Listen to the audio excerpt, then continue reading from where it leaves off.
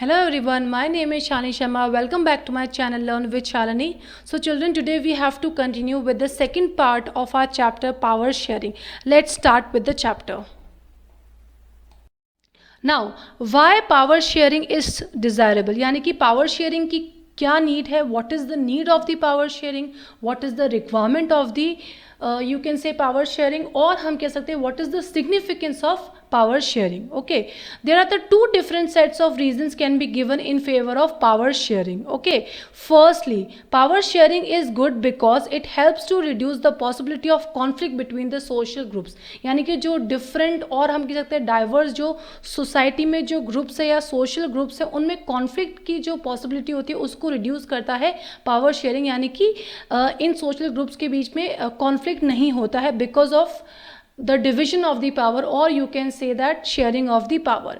It is a good way to ensure the stability of the political order. Political order का मतलब क्या होता है?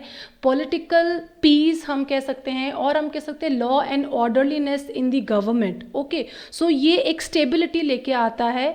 Political order हम कह सकते हैं वो एक maintain करने की कोशिश करता है एक country में कि country की जो government है वो smoothly run करे. Okay, now imposing the will of majority community over the others may undermine the unity of the nation. यानी कि impose करना मतलब थोपना एक तरीके से हम कह सकते हैं, ठीक है, टू पुट फोर्सेबली. ओके, सो अपनी हम कह सकते हैं मेजॉरिटी कम्युनिटी जो है जब वो अपनी विल अपनी डिज़ायर जो हम कह सकते हैं बाकी लोगों पे या माइनॉरिटीज़ पे जब इम्पोज करती है तो उससे कंट्री की जो यूनिटी है उसको काफ़ी ज़्यादा हार्म होता है. ठीक है, सो पावर शेयरिंग की वजह से हम कह सकते हैं मेजरली दो चीज़ों का हम कह सकते हैं सोल्यूशन हमें मिल गया है. एक तो कॉन्फ्लिक्ट जो है सोशल ग्रुप्स के बीच में अराइज नहीं होंगे, ठीक है, पॉलिटिकल स्टेबिलिटी आएगी कंट्री में, ठीक है, और सेकेंड क्या है कि कंट्री की जो यूनिटी है वो हमेशा मेंटेन रहेगी, उसको कोई हार्म नहीं होगा. Okay, tyranny of the majority is not just oppressive for the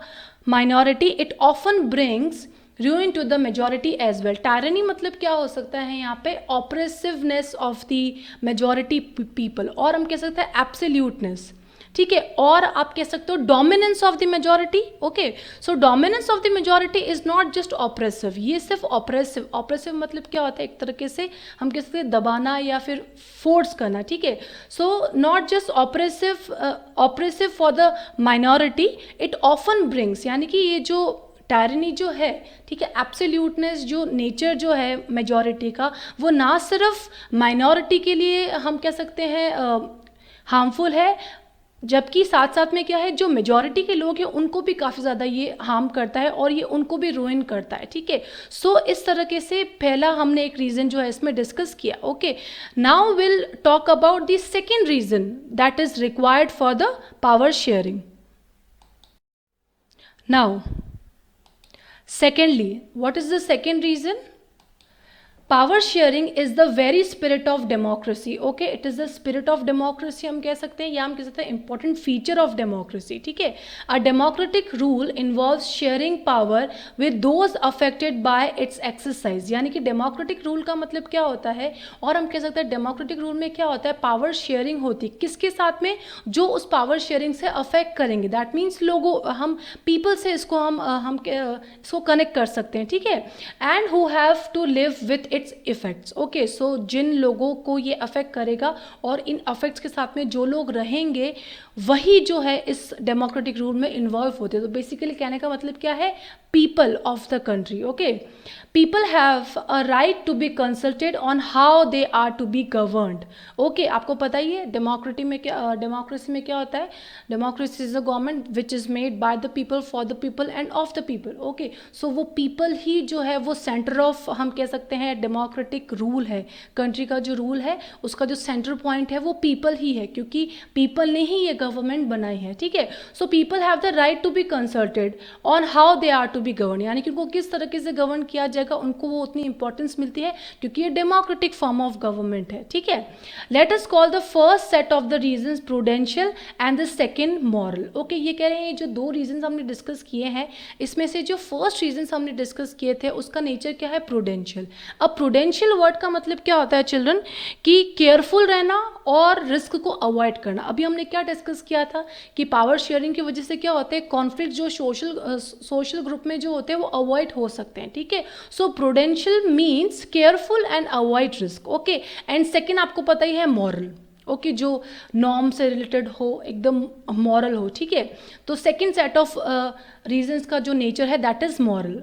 While prudential reasons stress that power sharing will bring out better outcomes. Outcome मतलब क्या होता है? Results. Moral reasons emphasize the very act of power sharing as valuable. Okay? So पहले जो हमारे prudential reasons जो है वो बताते हैं कि power sharing के जो results हैं वो क्या होंगे, और second हमारे जो moral reasons है वो बताते हैं कि power sharing की value क्या है, ठीक है, और वो किस तरीके से valuable है democratic country के लिए. Clear? One basic principle of democracy is that people are the source of all political power. आपको पता ही है एक basic principle है democracy का, वो क्या है कि people ही जो है वो सारी political powers जो है, यानी कि basically जो administrative powers है country को किस तरीके से run करना है उसका जो main source है वो क्या है? people है, ठीक है. I hope it is clear to you. Let's move on.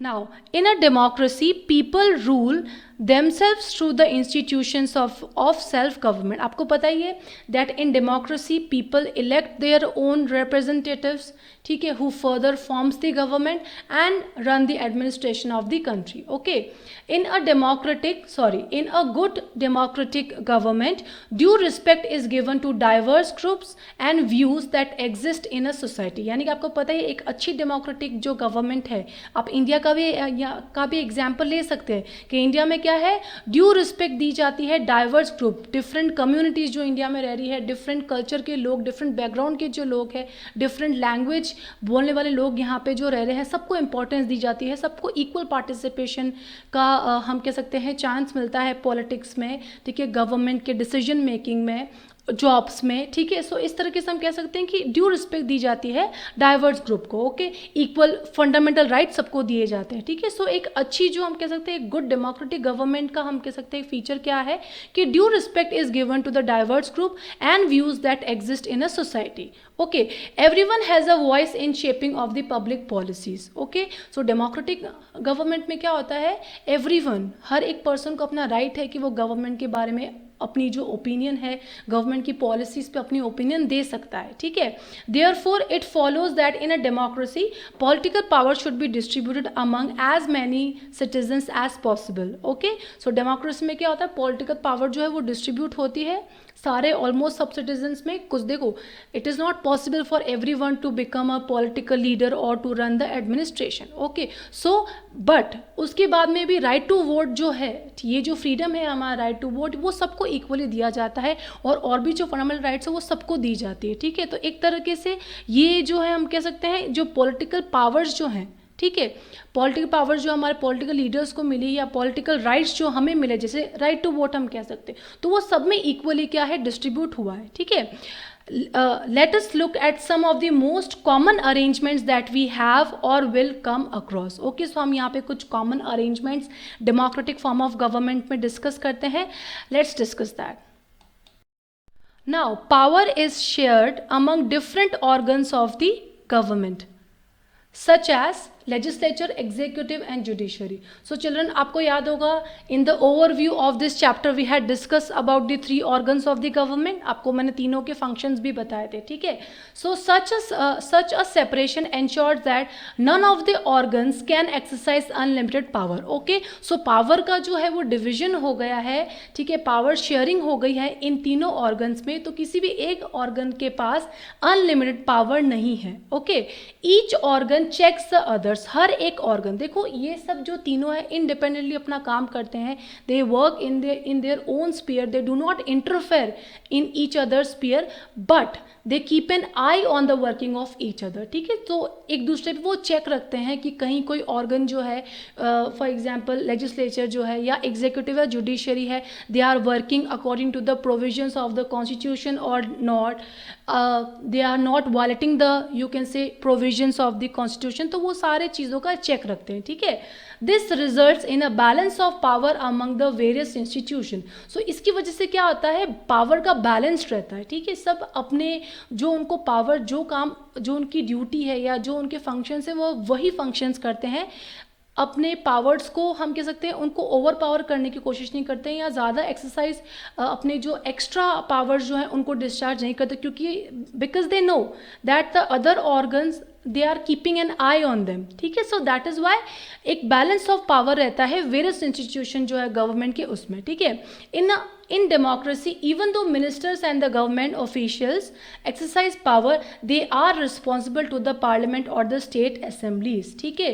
सो जो भी मिनिस्टर्स हैं हमारे गवर्नमेंट के ऑफिशियल जो है वो अपने पावर एक्सरसाइज करते हैं, लेकिन वो पार्लियामेंट और स्टेट असेंबली के टूवर्ड्स भी रिस्पॉन्सिबल हैं, ठीक है.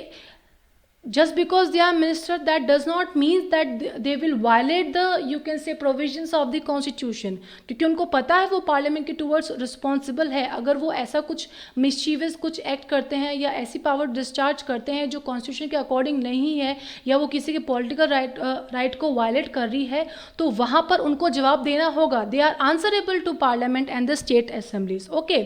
Similarly, although judges are appointed by the executive, they can check the functioning of the executive or laws made by the legislature. Okay, so जो judges जो होते हैं they are appointed by the executive, ठीक है. So हम अगर supreme court की जजेस की बात करें तो हमको पता ही है प्राइम मिनिस्टर अपॉइंट्स द जजेस ऑफ द सुप्रीम कोर्ट, ठीक है. सो इस तरीके से जो एग्जीक्यूटिव जो है वो इन जजेस को हम कह सकते हैं अपॉइंट करता है. They can check the functioning of the executive, ठीक है. सो इसका मतलब ये नहीं है कि क्योंकि प्रेसिडेंट ने फॉर एग्जांपल हम क्या कहें कि जज को अपॉइंट किया है तो प्रेसिडेंट कभी गलत नहीं हो सकता है. इसका मतलब ये नहीं कि सुप्रीम कोर्ट के जजेस जो हैं वो हम कह सकते हैं लॉज के अंदर प्रेसिडेंट को मतलब उनके लिए इक्वल लॉज नहीं होंगे, या फॉर एग्जांपल कि अगर कोई प्रेसिडेंट ने कोई क्राइम किया है तो इसका मतलब ये थोड़ी कि सुप्रीम कोर्ट के जजेस कहेंगे कि नहीं नहीं ये इन्होंने हमें अपॉइंट किया है तो हम इनको कोई पनिशमेंट नहीं देंगे. मतलब इनके अगेंस्ट कोई भी जो है हम कह सकते हैं कोई भी केस फाइल नहीं होगा, ठीक है. So they can check the functioning of the executive और laws made by the legislature. Okay, वो लेजिस्लेचर मतलब हमारे इंडिया में बात करें हम, लेजिस्लेचर क्या है? Law making body. और लॉ मेकिंग बॉडी कौन सी है हमारी? Parliament, which is comprise of 2 houses, Lok Sabha and the Rajya Sabha. Okay, so ये क्या करते हैं? ये एग्जीक्यूटिव की फंक्शनिंग पे भी चेक रखते हैं और लेजिस्लेचर के भी फंक्शनिंग में हम ये चेक रखते हैं, ठीक है. This arrangement is called a system of checks and balances. Okay, ये जो arrangement है, okay, to keep an eye on the working of the organs of the government, इसी को हम क्या कहते हैं? Checks and balances. Okay, इस arrangement को हम कहते हैं a system of checks and balances.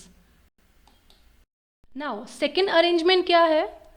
Power can be shared among governments at different levels. Okay, आपको पता ही है इंडिया का अगर हम सेटअप देखें तो 3 टायर सिस्टम है हमारे गवर्नमेंट का.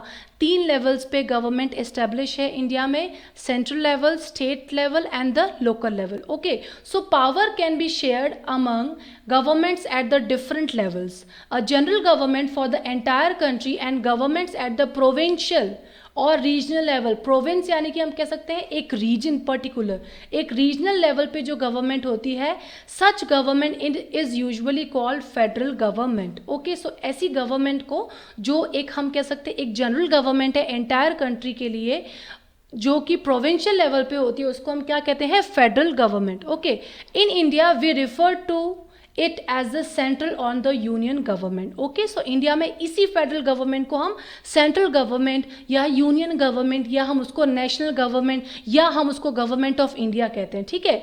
The governments at the provincial और regional level are called by different names in the different countries. Okay, so अलग अलग नेम है हर एक कंट्री में इस गवर्नमेंट के, ठीक है. सो जनरल वर्ड्स में इस टाइप की गवर्नमेंट जो पूरे कंट्री में होती है या प्रोविंसेस पे होती है उसको हम फेडरल गवर्नमेंट कहते हैं, और इंडिया में इसी गवर्नमेंट को हम सेंट्रल या यूनियन गवर्नमेंट कहते हैं. Okay, in India we call them state governments. Okay, so देखो सेंट्रल गवर्नमेंट्स तो है, ठीक है, और इंडिया में हमारे यहाँ पे स्टेट गवर्नमेंट्स भी है.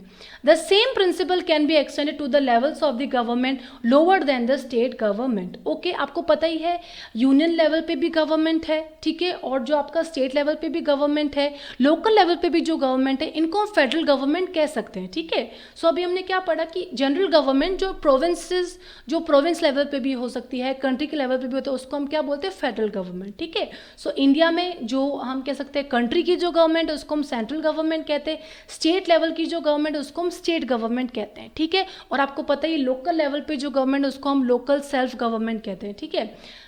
The same principle can be extended to the levels of the government lower than the state government. Lower than the state government मतलब local level पे, जैसे कि such as municipality and the panchayat. आपको पता ही है urban local self government आपको पता होगा, ठीक है, जैसे कि municipal corporation, municipal council, okay, then village level पे आपको पता ही है ग्राम पंचायत, देन पंचायत समिति, ठीक है, देन ब्लॉक समिति, सॉरी और ब्लॉक समिति, देन जिला परिषद, ठीक है। सो ये जो लोकल लेवल्स पे भी क्या है, गवर्नमेंट एस्टेब्लिश है, ठीक है। This is called division of power. देखो पावर का डिवीजन किया है क्योंकि इंडिया जैसी बड़ी कंट्री में ये पॉसिबल नहीं है कि एक पर्सन, एक हम कह सकते गवर्नमेंट ऑफिशियल पूरे कंट्री को रूल कर सके। दैट इज वाई हर एक स्टेट में, हमने पहले भी डिस्कस किया था, हर एक स्टेट में गवर्नर्स है, चीफ मिनिस्टर है, ठीक है, और जो चीफ मिनिस्टर उसकी अपनी हम कह सकते हैं काउंसिल ऑफ मिनिस्टर्स है, फिर हर एक डिस्ट्रिक्ट में डिस्ट्रिक्ट कलेक्टर है, ठीक है। उसके अलावा हम कह सकते हैं म्युनिसिपल कॉर्पोरेशन में मेयर है, ठीक है। डिवीजन ऑफ पावर हुआ हुआ है क्योंकि इतने बड़ी कंट्री का, इंडिया जैसी बड़ी कंट्री में पॉसिबल नहीं है कि एक हम कह सकते एक पर्सन या कुछ लोग मिलकर गवर्नमेंट को रन कर so. That is why division of power जो होता है वो क्या होता है, डिफरेंट लेवल्स पे भी पावर का डिवीजन हुआ है। क्लियर है? Now, third arrangement, okay, that is power may also be shared among different social groups, okay, such as the religious and the linguistic groups. Community government आपको पता ही हमने पढ़ा था, community government in Belgium is a good example of this arrangement, ठीक है। So different social groups में भी जो है वो पावर को शेयर किया जा सकता है, जैसे कि बेल्जियम में हमने डिस्कस किया था third type of government, community government वहाँ पे एस्टेब्लिश की थी, तो वो एक अच्छा एग्जाम्पल है इस अरेंजमेंट का, ठीक है। In some countries there are constitutional and legal arrangements where by socially weak sections and women are represented in the legislature and the administration, ठीक है। सो कुछ कंट्रीज ऐसी भी है जहां पर हम कह सकते हैं सोशली वीक सेक्शंस के जो लोग हैं या विमेन का जो है उनका लेजिस्लेचर और एडमिनिस्ट्रेशन में भी क्या है, एक कॉन्स्टिट्यूशन या लीगल अरेंजमेंट है। जैसे इंडिया में भी क्या है, रिजर्वेशन है, ठीक है, SC SC OB का रिजर्वेशन है, फिक्स कोटा होता है उनका, स्टेट लेजिस्लेचर कह लो या सेंट्रल लेजिस्लेचर कह लो, ताकि उनको भी इक्वल पार्टिसिपेशन का मौका मिले या उनको भी इक्वल हम कह सकते हैं डेवलपमेंट का चांस मिले, ठीक है। सो इस तरीके के अरेंजमेंट्स भी हमें कंट्री को देखने पड़ते हैं। डिफरेंट सोशल ग्रुप, वुमेन को भी रिजर्वेशन आपको पता ही दिया जाता है, किसी किसी यूनिवर्सिटी में गर्ल्स को प्रेफरेंस दी जाती है, ठीक है। Clear? So to uplift them basically, ठीक है। This method is used to give minority communities a fair share in the power. So ये जो method है वो जो minority communities को है, क्योंकि वो minority में है तो हो सकता है उनको equally chance नहीं मिले, तो that is why क्या करते हैं, उनके लिए fix quota करते हैं या कुछ सीट्स उनके लिए रिजर्व कर देते हैं कि इन सीट्स में सिर्फ minority के लोग ही हैं जो इलेक्ट होकर आएंगे, ठीक है। सो इससे क्या होता है, जो लोग minorities में है या हम कह सकते हैं जो सोशली वीक है, ठीक है, उनको भी फेयर चांस मिलता है पावर शेयरिंग में। क्लियर है? So I hope this is a very simple topic, no? Now, power sharing arrangements can also be seen in the way political parties, pressure groups and movements control and influence those who are in power. चलो ना, आपने ये pressure groups word सुना होगा। Pressure groups का मतलब क्या होता है, ऐसे ग्रुप ऑफ पीपल जो गवर्नमेंट की पॉलिसीज़ पे गवर्नमेंट को प्रेशराइज करते हैं टू चेंज देयर डिसीजंस, ठीक है। वो गवर्नमेंट को इन्फ्लुएंस करने की या गवर्नमेंट की जो डिसीजन मेकिंग प्रोसेस है उसको इन्फ्लुएंस करने की कोशिश करते हैं। जैसे कि आपने ना कई बार देखा होगा कुछ छोटी छोटी हम कह सकते हैं पॉलिटिकल पार्टीज़ के, फॉर एग्जांपल अगर गवर्नमेंट ने पेट्रोल की प्राइस क्या कर दी, राइज कर दिए, तो उस समय क्या होता है, लोग प्रोटेस्ट करते हैं, रैलीज निकालते हैं, गवर्नमेंट पे प्रेशर डालते हैं कि अभी आपको जो पेट्रोल की प्राइस है वो रिड्यूस करनी होगी। तो कई बार गवर्नमेंट क्या करती है, प्राइसेस को रिड्यूस भी कर देती है जब लोग उस चीज़ को हम कह सकते हैं प्रोटेस्ट करते हैं तब। तो ऐसे लोगों को हम कई बार प्रेशर ग्रुप्स भी कह सकते हैं, ठीक है। सो हम कह सकते हैं पावर शेयरिंग अरेंजमेंट जो है वो ये पॉलिटिकल पार्टीज और प्रेशर ग्रुप्स जो होती हैं वो भी हम कह सकते हैं गवर्नमेंट का जो कंट्रोल है, जो पावर का जो इन्फ्लुएंस है उसको भी कंट्रोल करने की कोशिश करती है, ठीक है। So they control and influence those who are in power, यानी कि जो लोग पावर में है, यानी कि जो गवर्नमेंट ऑफिशियल्स है उनको कंट्रोल और उनको इन्फ्लुएंस करने की भी कोशिश करती है। तो इस तरीके से भी जो है इन्फ्लुएंस करके भी पावर जो है वो शेयर हो रही है, ठीक है। यानी कि वो कुछ ना कुछ गवर्नमेंट की पावर अपने हाथों में लेना चाहते हैं प्रेशर ग्रुप्स, तभी वो गवर्नमेंट पे पहला प्रेशर डाल रहे हैं कि आप इस डिसीजन को लीजिए या आप अपनी पॉलिसीज को चेंज कीजिए, ठीक है। In a democracy the citizens must have the freedom to choose among various contenders for power. Okay, आपको पता ही है, जैसे कि आपको पता है इंडिया में क्या है, मल्टी पार्टी सिस्टम है, तो लोगों के पास क्या चॉइसेस होती है बहुत ज़्यादा, क्या वो किसी भी पार्टी पॉलिटिकल पार्टी के मेंबर को वोट दे सकते हैं। लेकिन आपको पता है हमने चाइना का डिस्कस किया था, चाइना में क्या है वन पार्टी सिस्टम में लोगों के पास कोई चॉइस ही नहीं, एक पार्टी हर बार वही पार्टी जो है इलेक्शंस हेल्ड करती, हर बार वही पार्टी जीतती, तो लोगों के पास तो कोई चॉइस ही नहीं है। लेकिन इंडिया में क्या है बहुत सारी पार्टीज है, we have so many choices, okay. In contemporary democracies, contemporary democracy का मतलब क्या है, अभी की जो प्रेजेंटली जो डेमोक्रेसी है, ठीक है, उसमें क्या होता है, power is shared among the different political parties that represent different ideologies and the social group. आपको पता ही, आपने कोलिशन गवर्नमेंट का नाम सुना, कोलिशन गवर्नमेंट कब फॉर्म होती है, जब कोई भी एक पॉलिटिकल पार्टी को गवर्नमेंट फॉर्म करने में मेजॉरिटी नहीं मिली होती है, ठीक है, पार्लियामेंट में उनको मेजॉरिटी नहीं मिली होती, तब क्या होते हैं, सबको मतलब किसी को भी ज़्यादा वोट नहीं आते हैं, मेजॉरिटी किसी को नहीं मिलती है, तो कई बार छोटी छोटी पार्टीज क्या करती है, मिलकर एक गवर्नमेंट फॉर्म करती है सबकी, जिससे सपोज बीजेपी और कांग्रेस दोनों की आइडियोलॉजी, दोनों की जो सोच है वो बिल्कुल अलग है, ठीक है। सो इस तरीके से क्या होता है, कई बार पावर इस तरीके से भी शेयर होती है जब अलग अलग पॉलिटिकल पार्टी जिनकी आइडियोलॉजीज, जिनकी सोच अलग अलग है कंट्री को रन करने के, तो वो भी कई बार क्या करते हैं, एक अपनी गवर्नमेंट फॉर्म करते हैं, ठीक है।